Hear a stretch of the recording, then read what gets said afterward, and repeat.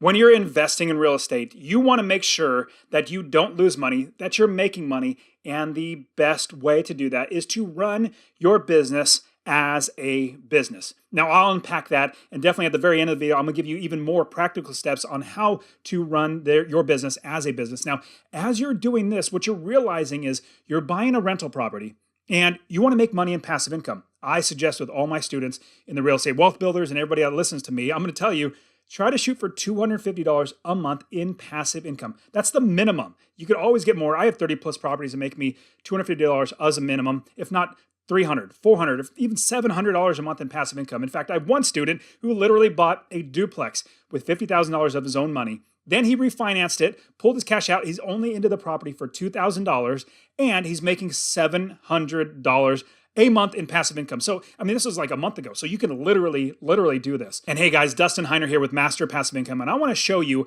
how you can quit that JOB, that just over broke job, by investing in real estate rental properties so you never ever have to work a job again. As you are thinking about investing in real estate, the first thing that you must do before you buy any piece of property is build the business first. Now, you need to build the business first. And what that actually means is before you even buy a property or even consider buying or putting an offer, you already have your business built. Let me give you an example of what that looks like. And if you're going to start a convenience store, you're going to do it the right way by building the business first. You're not going to just open the doors and put a box of candy bars in there. What you're going to do is you're going to get the gondolas, the shelving units that are going to be where all the candy bars sit on. You're going to get the fountain machines. You're going to get the cold storage. You're going to get countertops, cash registers, employees, bank accounts, all that sort of stuff. You're going to build the entire business first before, get this, before you buy any inventory or put any inventory into the business. Same thing with real estate investing. What you need to do is you need to build the business first before you buy any properties. What that's going to look like is you're going to find an area of the country to invest. In fact, I love investing all over the country. My students in the real estate wealth builders community, they also invest all over the country. And building the business is finding property managers, realtors, contractors, inspectors, roofers, plumbers, electricians. You're finding every single person that's going to work in your business that are going to do the work as opposed to you finding after the fact. We want to be proactive as opposed to reactive. And if you're finding the right property manager, the right realtors, the right wholesalers, they're going to do the work for you and you will literally not be working. They're going to do all the work for you. And here's the great thing. You might be thinking, well, Dustin, how am I going to pay for all these people? Well, I got you covered there. What is amazing is when you invest in real estate, everything is paid for and not by you. In fact, I don't pay my taxes. I don't pay my insurance. I don't pay my property managers. I don't pay any of that stuff. My tenants pay all of that. I literally don't pay a penny out of my own money, out of my own pocket. My tenants pay it. Remember, what you do is you figure out your expenses, your property manager, your taxes, your insurance, your other fees, HOA, all that sort of stuff. You add up all those expenses. You make sure your income, your rents are higher than that. So that difference is your passive income that you make. Like I said, always a minimum of $250 a month in passive income. Now, when you're building the business, you're going to have people that are going to help you to understand what is going right and what could potentially go wrong in your business. And I'm going to give you a huge jump start into this. I want to give you my real estate investing course absolutely for free. If you text the word rental to 33777, RENTAL to 33777, or if you go to masterpassiveincome.com/free course, it's in the description. Go ahead and check that out. I will literally send you my real estate investing course absolutely for free. It's going to show you how to find an area of the country to invest in, all over the country, no matter where you live. Find properties, build the business first, do it right, quit your job because you have an automatic business making you money. I will show you how to do that. Get that for yourself right away so you can get started.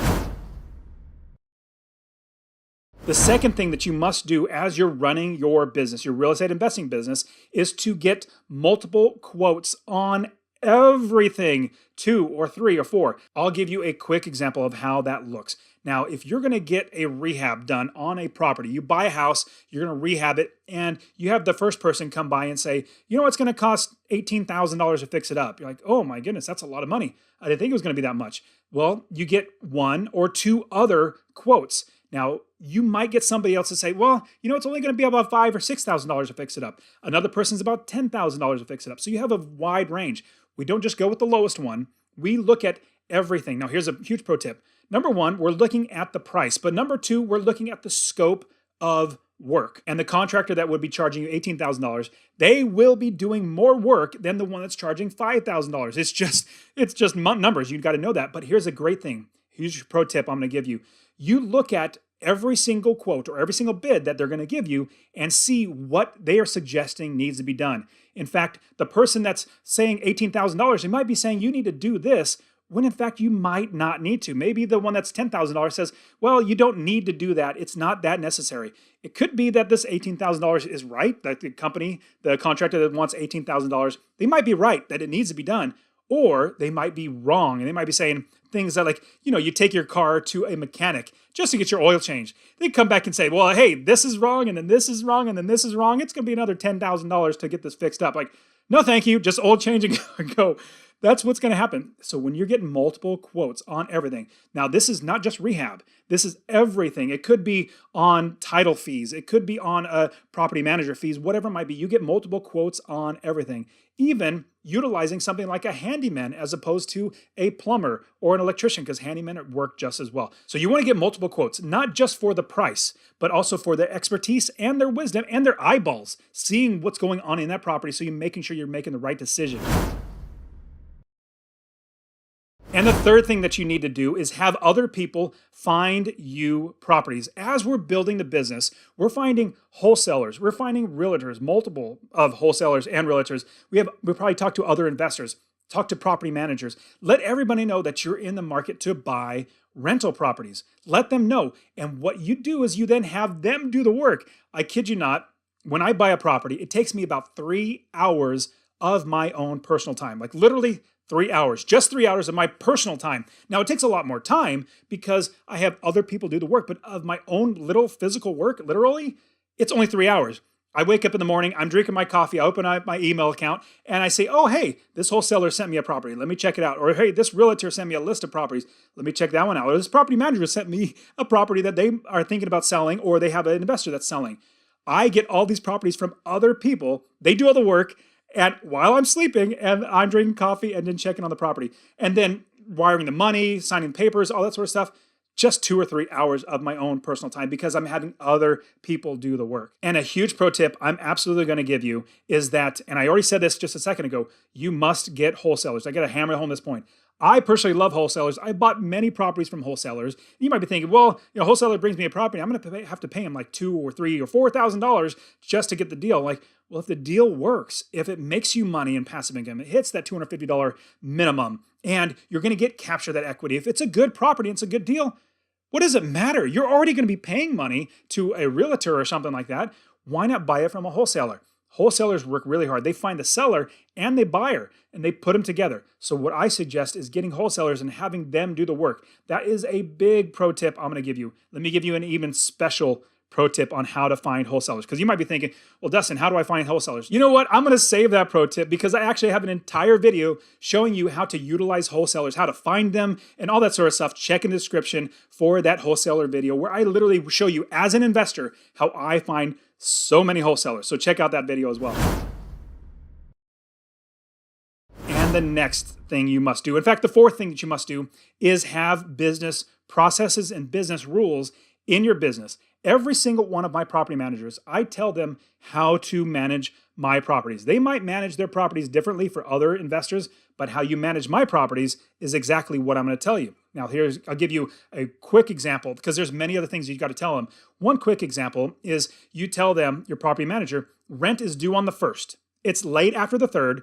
On the 4th, you put a 3-day notice if they haven't paid. And if they pay during that time, then you get a late fee if it's after the 3rd. And 3 days after that 3-day notice is finished, and it's now legal for you to actually go through the eviction process. If they haven't paid you, you literally go through the eviction process because you're running your business as a business. You're making sure that you are not getting taken advantage of. When I first got started, I was listening to every sob story and being okay with the sob stories. It's not good. In fact, some people are lying. It's sad to say. And I had many, many people lie to me. A lot of people telling the truth too, but I couldn't figure out which one's which. Like, are you lying or are you telling the truth? So instead, I made everything as specific as possible so that property managers knew exactly what to do on every single day. Remember, it's due on the 1st. late after the 3rd. The 4th, you put a 3-day notice on it. After those 3 days are up, you start the eviction process. So they know that. So that's one of many different things that you need to do and tell your property managers in order to do it right, because there are so many ways to do this business wrong. In fact, I love, and it's sad to say, but I love buying properties off of people who do the business wrong. Let's say they don't build the business first. They find a property that's going to, on paper, make them, I don't know, $100 a month in passive income. They realize they bought the wrong property. They didn't build the business first. They're not making enough money in passive income. I and my students buy it off them because they're like, take it from me. I'm fed up with this property. I'm fed up with landlording. I'm never going to do it again. It's sad to say, but I make a lot of money when people do that. And you want to build the business first. On top of that, have those business processes in place so that your property managers know exactly how to do it and they don't deviate from it. They stick to your schedule. And the 5th thing that you must do is hire slow, but fire fast. Hire slow and fire fast. I learned the hard way, and I had somebody steal a lot of money from me. Let me share with you exactly how that looks. If you're going to hire slow, you're going to hire a property manager for your property, and you're going to interview them over maybe 1 or 2 weeks. Like, you're not going to just call up, hey, property manager, oh, you're alive? Let me have you manage my property. Thank you. Bye. Click. No, you don't do that. You actually talk to them many, many times. You make sure that you're hiring slow, that number one, they're good at communication, that they're trustworthy, that they know what they're talking about, that they don't sound scatterbrained or all that sort of stuff. You want to make sure that they are actually going to be able to run your business well and do your business right. Now, when I say fire fast, if you find out that somebody's stealing from you, or even have the thought that somebody's stealing from you, fire them fast. My property manager, my very first one that I hired, after about 6 months, she started stealing from me. She's like, this guy from California, he has no clue what he's doing. Let me just start stealing from him. I started getting receipts or random receipts, like handwritten receipts that looked like were her handwriting, sent to me on certain things, $1,000 here, $500 there. And I realized, well, on top of that, not just receipts, but even the statement had things that didn't have receipts to them. Like, this is just not right. Turns out she started another business, like a Subway sandwich business, and that was losing money. So she was stealing from me, putting it into her business. Long story short, I fired her right away. So you want to hire slow and fire fast. And the 6th thing that you need to do is you need to manage your property managers. Don't just take everything that your property manager says and say, go ahead, do what you think's best. Do not do that. In fact, you need to double and triple check everything. Now, let me give you a huge example. If I were to spend your money, do you think I would care as much about your money as you do? No, I don't, because it's not my money. I didn't work hard for this money. I'm like, we can spend 10% more just because, let's just get it done. No, and that's what your property managers tend to think. They don't want to. It's not like that's their goal. It just comes out. It's human nature. Like, it's $14,000. Yeah, let's go ahead and do it. No, get 3 more quotes on that. I'm not going to pay $14,000. I want to make sure I have the right work done. I have many property managers that come back to me and say, hey, we got 1 quote, and here's the quote for $3,000 to get this fixed. I'm like, where are the other 2? Like, business process. Here's another business process. You get 3 quotes on anything that's over $1,000 in repairs.